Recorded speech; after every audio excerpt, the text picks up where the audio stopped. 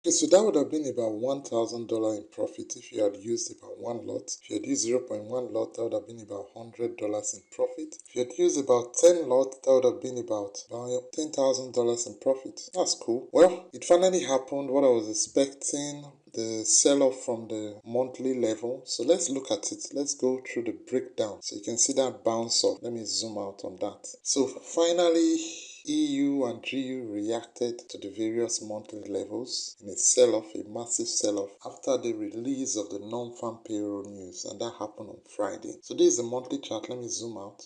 The general idea has been that I've been looking at things being bearish. There was a massive sell-off from about May 2021 to about September 2022, and there was a pullback up, and this pullback has went up and has been sideways for most of 2023, even into 2024. So I'm still looking at a move much downward. So the market got to about the 50% level, and on the monthly time frame, it just reacted to it in a massive sell-off in GU. The same thing happened on GU. You can see it at drop. I've been looking for this. You can see the 61.8 level. I've been looking for this move, a rejection of that level for a while.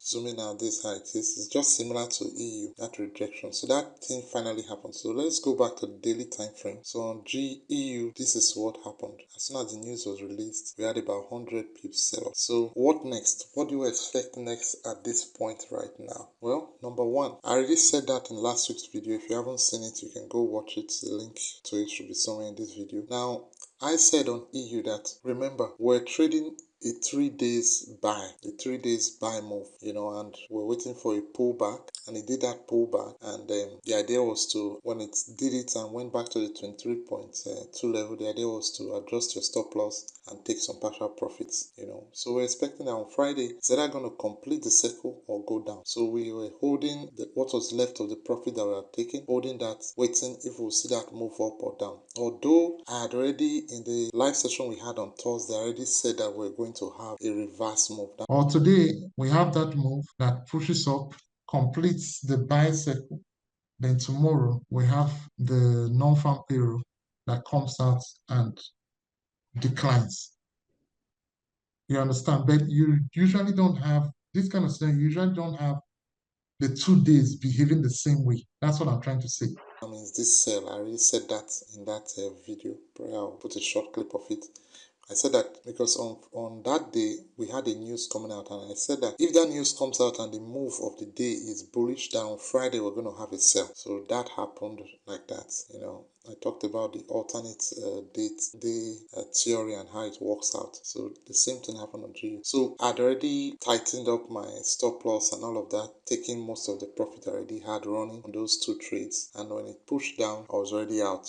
So that was beautiful. I traded it binary wise and was able to make some profit from it. So what can you expect now? What happens next? What should you look out for? Number one, you want to see a break before you start taking any direction, whether buy or sell. You want to see a break of either this low or a break of this high. I know right now the market is closer to this level, but you want to see that the market actually breaks this low. Then you can start following the market as a sell, bearish, or it turns around and goes back to break. If it's still within this range, then it's more or less just sideways. There's no clear direction yet, and it's the same thing that applies for GU. You want to see a break below this low or a break above this high. Once that happens, then you can have a direction for the market. For now, still sideways. Let's see where the week opens and how it moves. Now, in the coming week, on Wednesday, is a key day that we're going to have to look out for, because on that day, we're going to have the rate decision news in the evening. It's going to happen around 7 p.m. GMT plus 1 in the evening for the US dollar. So that's going to be a major news. So just like on Thursday last week, we had the Euro news rate decision. For them, the idea was to change it, and it did that, and it affected the market.